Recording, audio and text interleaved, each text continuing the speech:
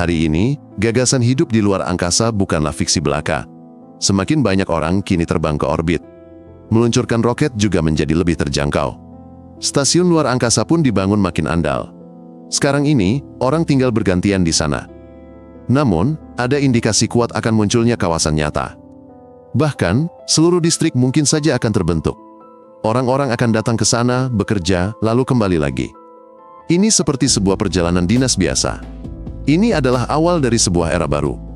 Kita semua kini berada di ambang perubahan besar.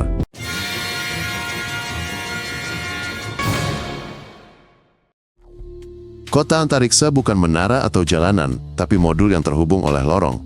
Tidak ada pintu masuk utama, tapi ada kapsul tidur, ruang olahraga, dan sudut tanaman. Semuanya minimalis, bersih, dan terencana baik. Beberapa modul punya gravitasi buatan, lainnya tanpa bobot. Di dalam, semua tenang. Di luar ada panel surya, radiator, dan kapal mendekat. Dibangun dengan blok, seperti Lego, agar mudah dirombak atau ditambah. Stasiun besar dibangun di orbit bumi dan dekat bulan. Ini praktis, mudah dijangkau, dengan kondisi bervariasi. Beberapa bagian dirakit di bumi lalu diluncurkan, lainnya dicetak langsung di luar angkasa. Ini menghemat waktu dan bahan bakar. Makin jauh stasiun dari bumi, makin mirip pangkalan. Di sana lebih sedikit orang, namun lebih banyak peluang riset dan misi antariksa mendatang.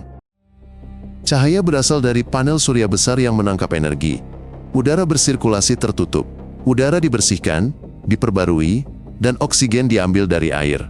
Semua berputar agar tidak ada yang hilang. Suhu diatur otomatis. Di luar angkasa, seseorang bisa membeku dalam semenit atau kepanasan karena satu sinar matahari. Semua diperhitungkan dengan cermat, dari ventilasi hingga termosteh. Semua air dihemat, bahkan uap napas kembali jadi cairan. Makanan bukan lagi hanya dari tub seperti dulu. Sekarang mereka pakai kebun selada, makanan kemasan, dan coba menanam protein di instalasi khusus. Mini dapur bermunculan, tempat menghangatkan atau memasak. Yang terpenting, makanan harus enak. Suasana hati dan kesehatan bergantung padanya. Orang di orbit bukan hanya ilmuwan. Ada teknisi, dokter, pilot, operator komunikasi, insinyur, dan koki. Tiap orang melakukan banyak tugas berbeda. Ada yang urus listrik, ada yang jaga keamanan, ada pula yang perbaiki robot. Mereka bekerja bergantian, ada waktu istirahat dan olahraga. Semuanya seperti kerja shift biasa, tapi di bawah kaki hampa, dan bumi jauh di sana. Di masa depan bukan hanya orang dewasa, tapi juga anak-anak akan hidup di orbit. Pendidikan akan dilakukan via video, dengan praktek langsung di stasiun. Untuk semua orang, ada olahraga tanpa bobot, film di dinding, jalan-jalan di realitas virtual, permainan meja berperangkat, dan serial favorit. Kita bisa mengagumi bumi dari jendela besar. Itu akan mengganti taman atau jalan sore. Dalam kondisi tanpa gravitasi, otot dan tulang cepat melemah. Maka, latihan rutin wajib setiap hari. Jika tidak, kaki kita bisa lupa cara berjalan. Asupan makanan harus mengandung vitamin dan suplemen. Ini untuk mengkompensasi kurangnya beban fisik. Stasiun antariksa akan membuat bagian berputar. Ini demi mengembalikan sebagian rasa gravitasi. Semua ini diperlukan agar kesehatan tetap terjaga, bahkan saat di kondisi tanpa gravitasi. Tanpa koneksi, kosmos terasa sepi. Namun, stasiun akan terhubung ke satelit. Orang dapat menelpon ke rumah. Mereka bisa ikut video call. Menulis pesan juga bisa dilakukan. Bahkan, menonton video pun tidak masalah. Kadang koneksi akan sedikit lemah, tapi semuanya bisa diatur. Misalnya, unduh film lebih awal, atau rencanakan panggilan. Bagi keluarga, ini sangat penting untuk merasa selalu dekat, walau tidak hadir secara fisik. Saat ini, perjalanan ke luar angkasa mahal dan sulit. Namun seiring waktu, tiket akan lebih murah, dan tur singkat akan muncul untuk beberapa hari atau seminggu. Sebelum penerbangan, perlu menjalani pemeriksaan medis dan pelatihan singkat. Stasiun akan menyediakan zona tamu yang sederhana namun aman.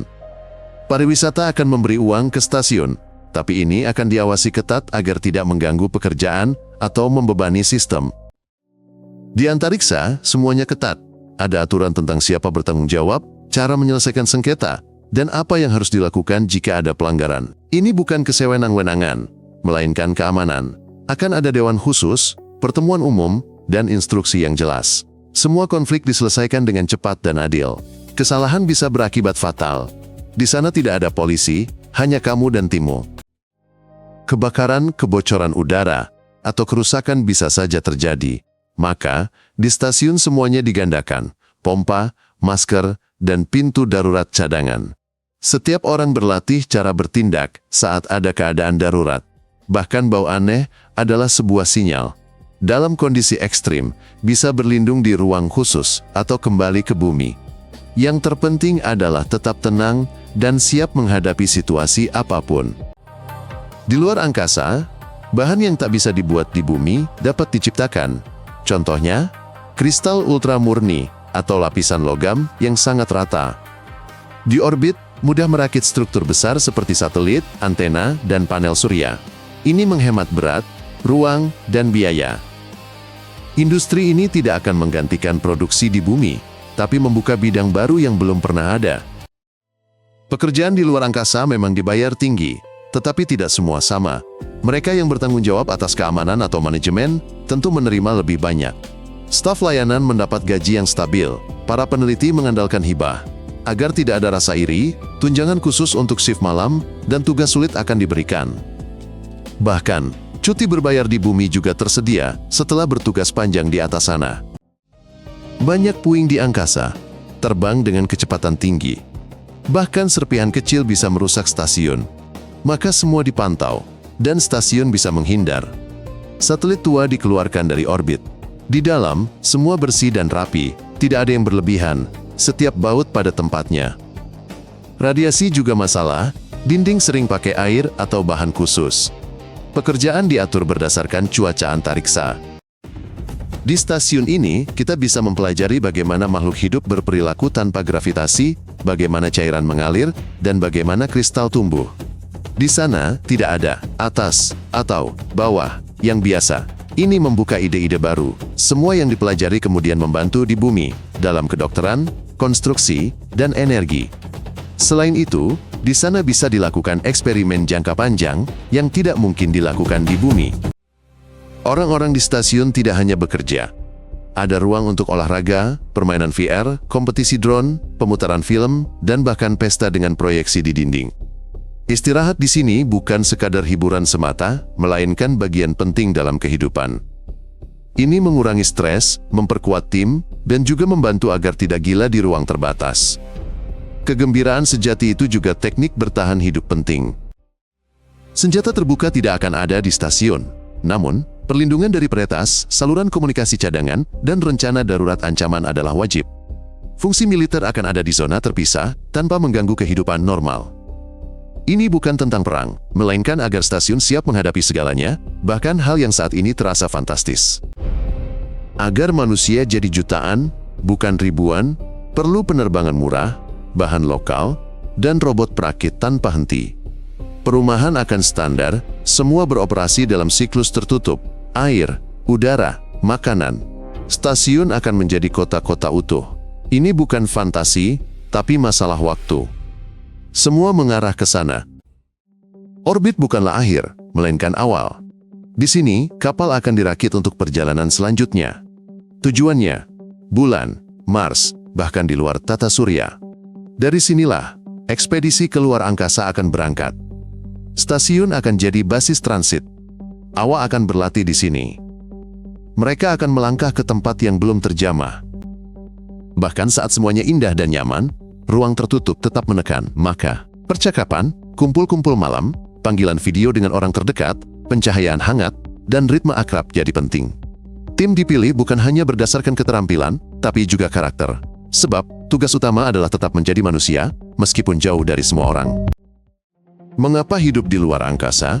Untuk menemukan hal baru, kembangkan teknologi, atasi masalah bumi, dan melangkah maju. Antariksa mengajarkan kita menghargai air, udara, keteraturan, dan kehangatan. Ya, jalannya akan sulit. Namun, masa depan dibangun dari langkah-langkah seperti ini. Di atas sana, kita benar-benar melihat betapa kecil dan rapuhnya planet kita dan betapa pentingnya menjaganya. Jika tertarik, berlanggananlah agar tidak ketinggalan episode baru. Kami menyajikan semuanya secara singkat dan padat.